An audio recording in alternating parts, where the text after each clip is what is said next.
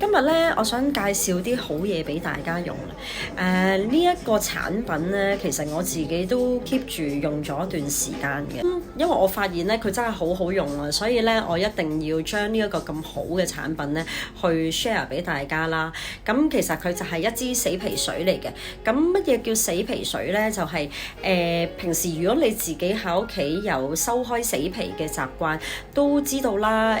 嗰個死皮剪其實係好尖同埋好容易剪損手，咁所以咧，我覺得呢個死皮水其實有一個好大嘅幫助咧，就係唔需要用你個死皮剪咧，去都可以幫你清除到你指甲上面嘅死皮。咁而且你哋平時有戴開穿戴甲嘅時候咧，唔知你有冇留意到？假設你跟足我教你貼嗰個方法啦，你都係好似係 last 得唔耐啊，或者係好容易甩啊咁樣。咁其實好可能係因為你嘅指甲上面係有死皮未清嘅。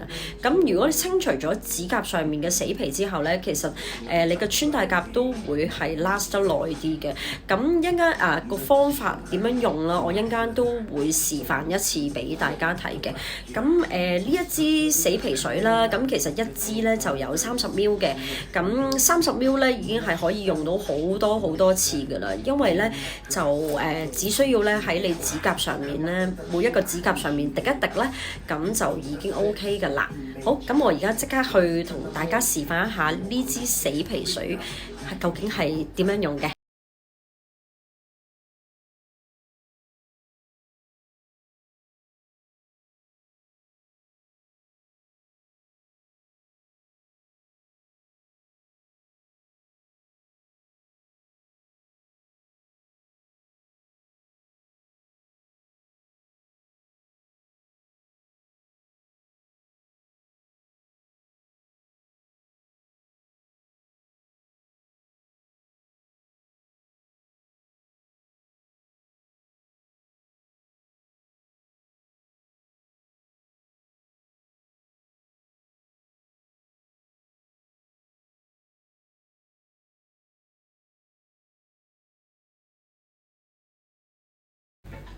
啱啱咧睇完嗰條示範嘅片咧，其實都好簡單，我諗大家都會好容易去清除到你指甲上面嘅死皮啦。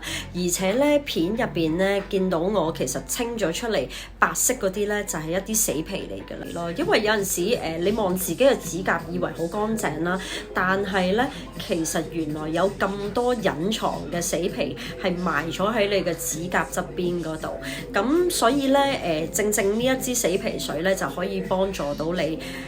大家都會見到，其實我全程係冇拎起過一支死皮剪嘅，我只係用一支死皮水啦，同埋咧一支鋼推咧就可以好輕易同埋好簡單又安全咁樣將我指甲上面嘅死皮咧係抹得乾乾淨淨。